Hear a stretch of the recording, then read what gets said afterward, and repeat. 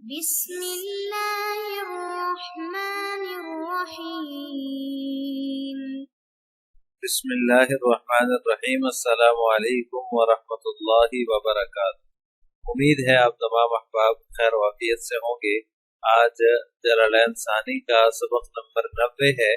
اور اس سبق کے اندر ہم سورۃ القمر کی آیت نمبر 4 سے لے کر 7 تک کا ترجمہ اور تفسیر پڑھیں گے۔ پہلے آیات کا ترجمہ دیکھ لیں۔ وَلَقَدْ جَاءَهُم مِّنَ الْأَنبَاءِ مَا فِيهِ مُزْدَجَرٌ، اور ان لوگوں کو پچھلی قوموں کے واقعات کی اتنی خبریں پہنچ چکی ہیں، ما فیہ مزدجر، جن کے اندر تنبیہ کا بڑا سامان تھا۔ حکمت بالغۃ فما تغنی النذر، دل میں اتر جانے والی دانائی کی باتیں، فما تغنی النذر، پھر بھی یہ تنبیہات کچھ کارگر ثابت نہیں ہو رہی۔ فما تغنی النذر، ان کو فائدہ نہیں دے رہی، کارگر ثابت نہیں ہو رہی۔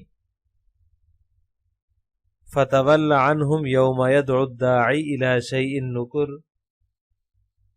لہٰذا آپ بھی ان سے جو ہے وہ ان کی پرواہ مت کیجئے۔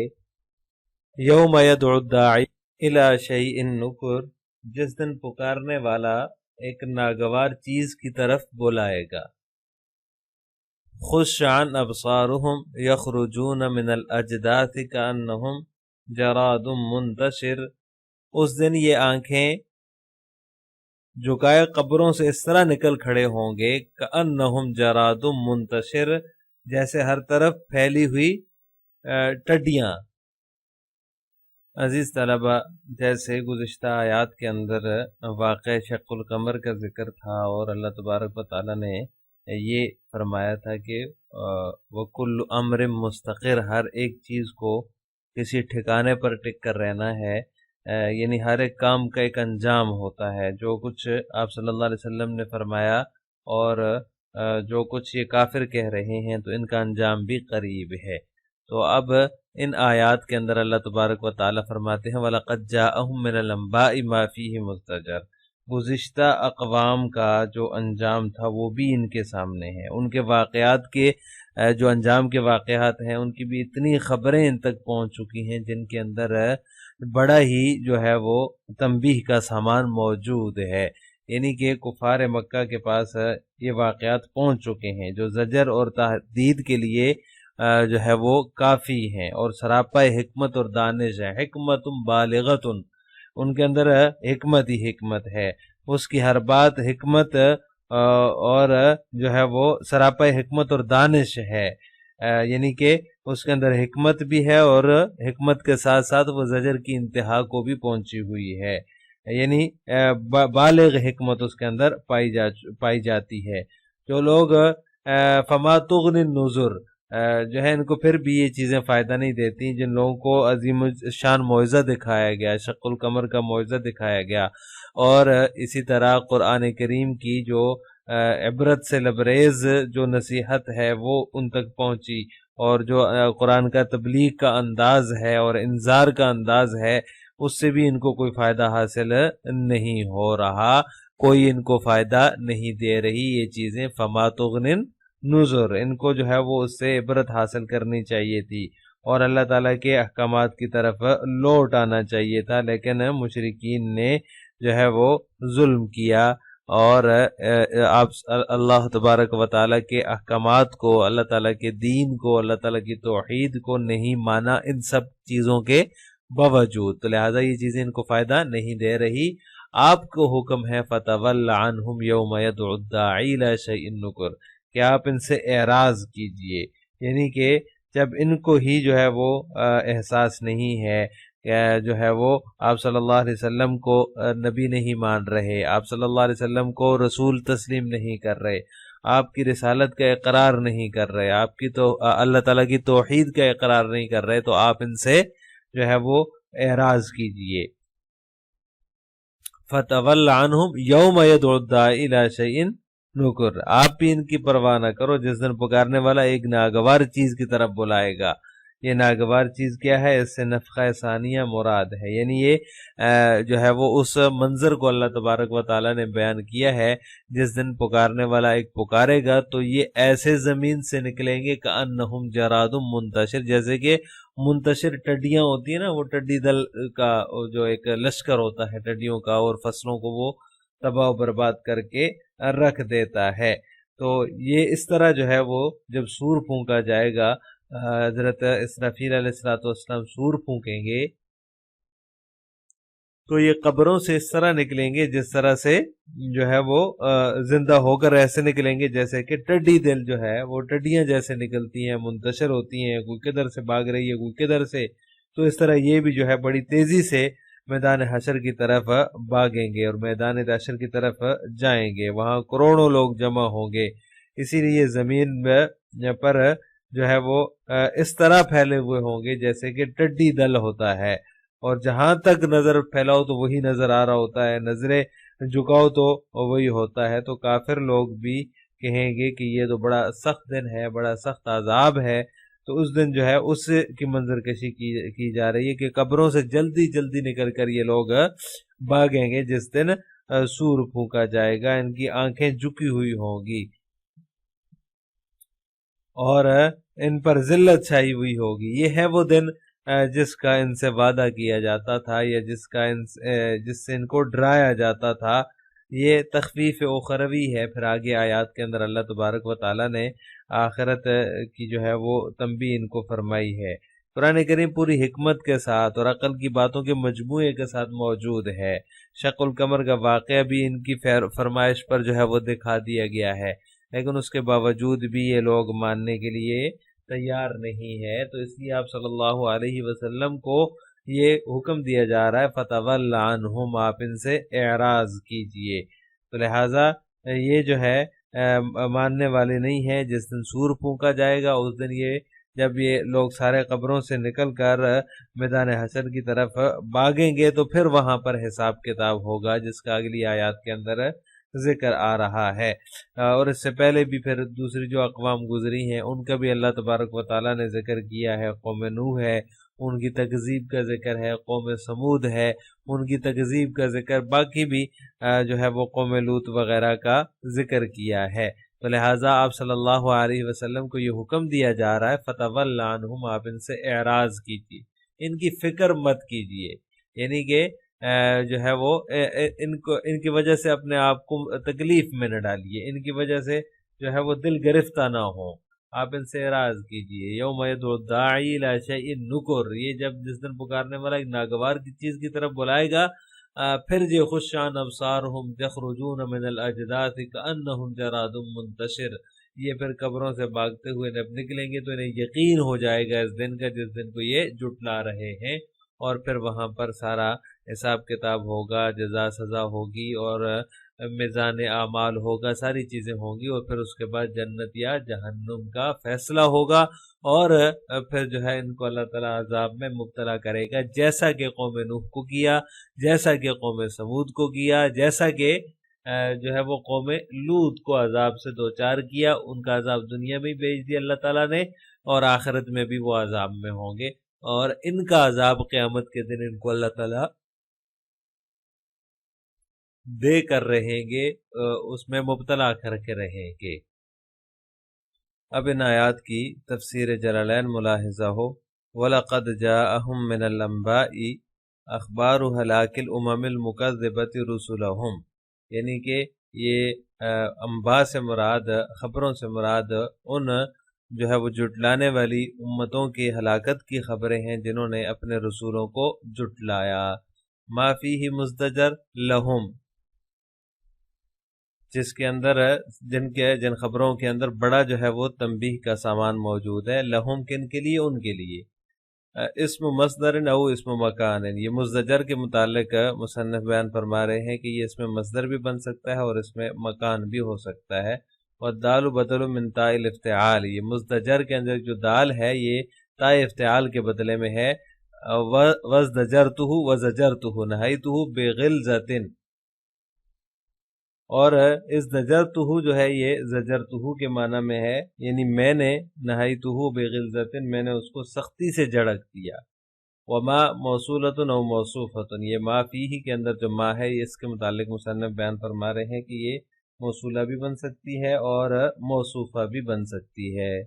ما موصولۃ او موصوفۃ، یہ جو ما ہے ما فیہ مزدجر کے اندر، اس کے بارے میں مصنف فرما رہے ہیں کہ یہ موصولہ بھی ہو سکتا ہے اور موصوفہ بھی ہو سکتا ہے، دونوں صورتیں اس کی ہو سکتی ہیں۔ حکمت خبر مبتدا محذوف، اس کی ترکیب مصنف بیان فرما رہے ہیں کہ حکمت خبر ہے اور اس کا مبتدا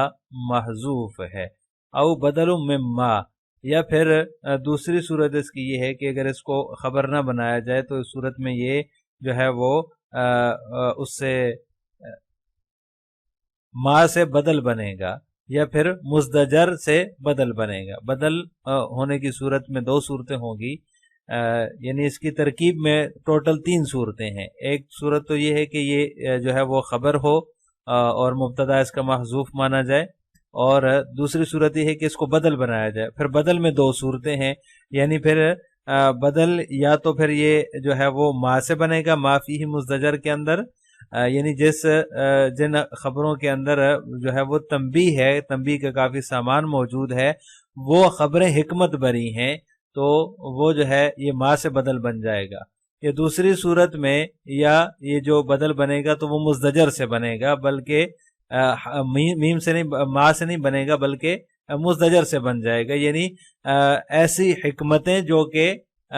حکمت سے ایسی تنبیہات، ایسا تنبیہ کا سامان جو حکمت سے بھرا ہوا ہے۔ بالغۃ تامۃ، یہ بالغۃ کا معنی مصنف بیان فرما رہے ہیں کہ اس کا معنی ہے تامۃ۔ فما تغنی النذر، جو ان کو فائدہ نہیں دے رہی، ان کو جو ہے وہ اس سے کوئی فائدہ حاصل نہیں ہو رہا، ان ڈرانے والی باتوں نے بھی ان کو کوئی فائدہ نہیں دیا۔ تنفع فیہم، تغنی کا معنی بیان کر دیا کہ اس کے اندر ان کے لیے کوئی نفع نہیں ہے۔ جمع نذیر بمعنی منذر، یہ النذر جو ہے یہ نذیر کی جمع ہے، اور نذیر جو ہے منذر کے معنی میں ہے، یعنی جو ڈرانے والی ہیں، اس کا معنی ہے وہ باتیں جو ان کو ڈرانے والی ہیں۔ ایل امور المنذرۃ لہم، وہ باتیں جو ان کو ڈرانے والی ہیں۔ وما للنفی او للاستفہام الانکاری، مصنف فرماتے ہیں کہ یہ جو فما تغنی النذر ہے کے اندر ما ہے، یہ ما یا تو نفی کے لیے ہے یا پھر استفہام انکاری کے لیے ہے، یعنی ایسی چیز جو اس سے جو ہے وہ نذر کا، ڈرانے کا کوئی فائدہ نہیں ہوتا، جو ڈرانے کا کوئی فائدہ نہیں دیتی، ایسی چیز مراد ہے۔ وہی علی الثانی مفعول مقدم، مصنف فرماتے ہیں کہ اگر ثانی صورت ہو، یعنی کہ یہ استفہام انکاری کے لیے ہو ما، تو اس صورت میں تغنی کا جو مفعول ہے وہ مقدم ہوگا۔ فتول عنہم، آپ ان سے اعراض کیجئے، آپ ان سے جو ہے وہ منہ موڑ لیجئے۔ ہوا فائدۃ ما قبلہ وبہ تم الکلام، مصنف فرماتے ہیں کہ یہ ما قبل کا فائدہ ہے، یعنی اس پر مرتب ہونے والا جو فائدہ ہے یہ اس کو یہاں سے بیان کیا جا رہا ہے کہ جب ان کو نصیحتیں فائدہ نہیں دے رہی، ان کے لیے کوئی اس میں فائدے کی چیز نہیں ہے، تو آپ ان سے اعراض کریں، آپ ان کو نصیحت نہ کریں۔ اور وبہ تم الکلام، اور اسی پر کلام جو ہے وہ مکمل ہو جاتا ہے، تام ہو جاتا ہے۔ یوم یدعو الداعی، جس دن ایک پکارنے والا الی شیء نکر، ایک ناپسندیدہ چیز کی طرف پکارے گا، وہ کون ہے؟ داعی کون ہے؟ ہوا اسرافیل، مصنف رحمہ اللہ فرماتے ہیں کہ حضرت اسرافیل علیہ السلام مراد ہیں، اور اس سے نفخہ مراد ہے۔ وَنَاسِبُ يَوْمَ يَخْرُجُونَ بَعْدُ، مصنف فرماتے ہیں کہ جو ناسب ہے، یعنی کہ بعد میں آنے والا یخرجون ہے، یہ یوم کا ناسب ہے، جو بعد میں یخرجون آ رہا ہے یہ یوم کا ناسب ہے، یوم یدعو الداعی کے اندر جو یوم ہے۔ الی شیء نکر، ایسی چیز جو جس کو ناپسند کیا جاتا ہو، یہ نکر جو ہے یہ بضم الکاف و سکونہا، یہ کاف کے ضمہ اور جو ہے وہ اس کے سکون کے ساتھ دونوں طرح جو ہے یہ اس کو روایت کیا گیا ہے، دونوں طرح اس کو پڑھا گیا ہے، نکر بھی ہے نکر بھی ہے۔ کہتے ہیں یہ اس کو نکر یا نکر دونوں صورت میں اس کا معنی ناپسندیدہ چیز ہوتی ہے۔ ای منکرن تنکرہ النفوس لشدتہ وہو الحساب، تو وہ نفوس کو ناپسند چیز کون سی ہوتی ہے؟ وہ منکر جو کہ نفوس کو جو ہے وہ ناپسند ہوتی ہے، لشدتہ اس کے سختی کی وجہ سے، وہو الحساب مصنف فرماتے ہیں کہ وہ حساب ہے، یعنی کہ یہ نفسوں پر گراں گزرتی ہے، ناگوار سمجھتے ہیں اس کو، تو یہ حساب جو ہے یہ جو ہے اس کی طرف جب ان کو بلایا جائے گا، جب اسرافیل علیہ السلام جو ہے وہ سور پھونکیں گے تو اس وقت ان کو اس طرف جو ہے یہ اٹھ کر بھاگیں گے۔ خشعاً ابصارہم، خشعاً ذلیلاً، اس کا معنی مصنف نے کیا ہے ذلیلاً، یعنی کہ یہ لوگ ذلت کے ساتھ جو ہے وہ نظریں نیچے کیے ہوئے۔ وفی قراءۃ خشعاً بضم الخاء وفتح الشین، اور مصنف فرماتے ہیں کہ قرات کے اندر خاء کے ضمہ اور شین کے فتحہ کے ساتھ ہے، شین مشددتاً، شین مشددہ کے فتحہ کے ساتھ ہے، تو اس کا معنی جو ہے وہ ذلیلاً سے کیا ہے مصنف نے، ذلت کے ساتھ یہ نظریں نیچی کرتے ہوئے جو ہے وہ نکلیں گے اور قبروں سے تیزی سے نکلیں گے۔ ابصارہم خشعاً ابصارہم، یعنی ان کی جو نظریں ہوں گی وہ نیچی ہوں گی، اس حال میں کہ ان کی نظریں نیچی ہوں گی۔ حال من فاعل، یہ جو ہے یہ حال بن رہا ہے فاعل سے، یعنی خشعاً یخرجون کی جو ضمیر فاعل ہے اس سے حال بن رہا ہے۔ یخرجون ای الناس، تو لوگ نکلیں گے من الاجداث القبوری، قبروں سے، کان نظریں نیچی کی ہوئی نکلیں گے، کانہم جراد منتشر، گویا کہ وہ پھیلی ہوئی یا منتشر ٹڈیاں ہیں۔ لا یدرون این یذهبون من الخوف والحیرۃ، مصنف فرماتے ہیں کہ وہ نہیں جانتی، یعنی جو منتشر ہوتی ہیں وہ خوف اور حیرت کی وجہ سے جو ہے وہ یہ نہیں سمجھتی انہوں نے کہاں جانا ہے، یا پھر وہ یہ نہیں سمجھیں گے جو لوگ قبروں سے نکلیں گے حیرت کی وجہ سے اور خوف کی وجہ سے کہ انہیں کہاں جانا ہے۔ والجملۃ حال من فاعل یخرجون، اور یہ پورا جملہ جو ہے یہ یخرجون کی ضمیر فاعل سے حال بن رہا ہے۔ السلام علیکم ورحمۃ اللہ وبرکاتہ۔